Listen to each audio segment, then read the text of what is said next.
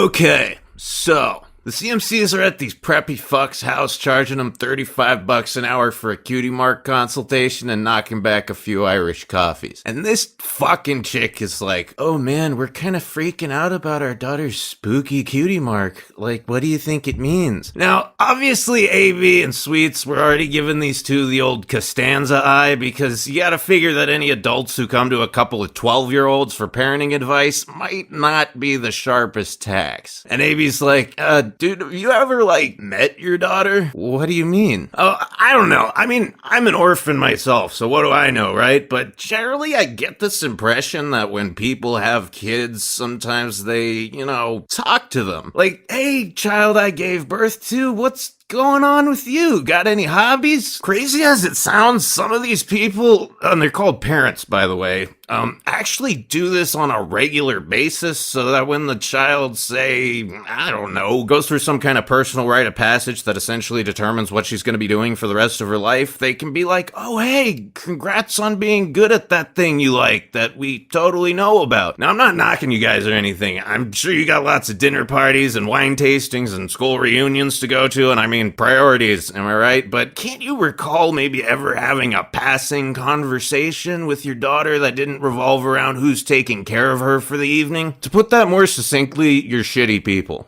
That's what I was going for. Anyway, the girls are swaggering around the town, just having the bants and giving each other props because they aren't even teenagers yet and they're already running a business. And Scootle is like, wow, dude, we're pretty awesome. I mean, there are people twice their age who haven't accomplished half of what we've done and never will, because they're broken messes of emotional confusion who spend their entire adult lives trying to escape reality through counterculture, nostalgia, and weird obsessions. And Apple Bloom's like, that was an oddly specific example, but I agree. And Sweetie's all, yeah man, we're great and all, but I just can't shake this feeling that something unusual is about to happen that'll put all this knowledge and confidence we've earned to the test. What makes you say that? I don't know, dude. It's just this weird vibe I get a couple times a year, and it always happens on a Saturday, oddly enough. And Scoots is like, dude, check it out. That bird has a cat's ass. So Sweetie's like, man, maybe we should go hang out somewhere else. I mean, griffins are shitty people. Dude, that's racist. It's not racist if it's just fucking true. Then this happens. The Cutie Mark Crusaders!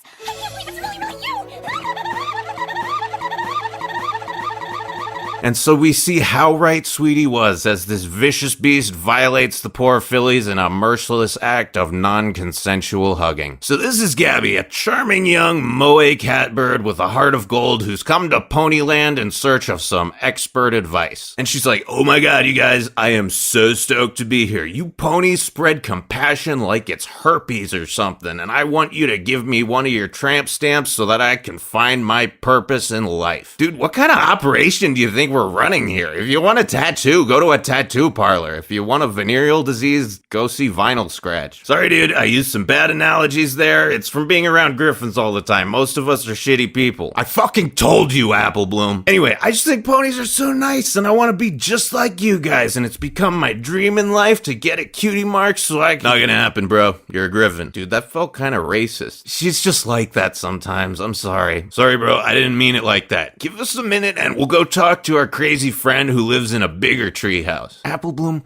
come here. So, Gabby bounces for a sec.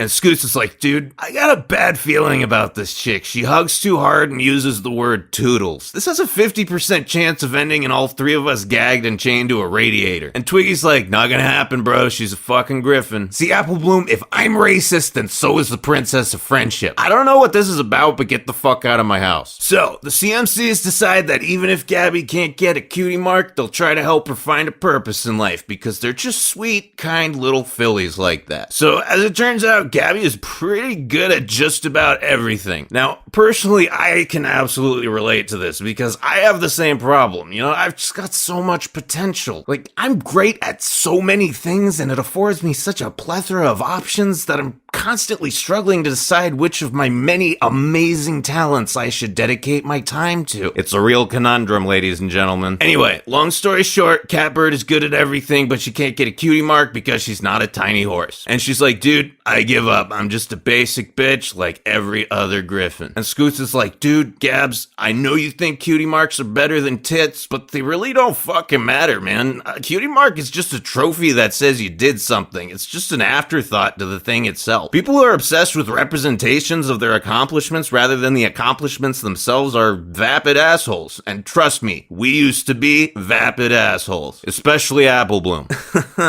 Fuck you. Anyway, yeah, you don't need a tramp stamp to tell you what your purpose is. I know you said pony spread compassion like it's herpes, but you didn't need anything from us. You had that herpes all along, and you've given it to everyone you've met. But hey, you're talking to the former vapid asshole support group, so we made you one just so you don't feel left out. We only figured out our purpose in life when we stopped trying so hard for a result and just started having fun with the process, you know? You obviously love helping people, so just do that, don't worry about anything else, and you might have a shot at the only result that matters.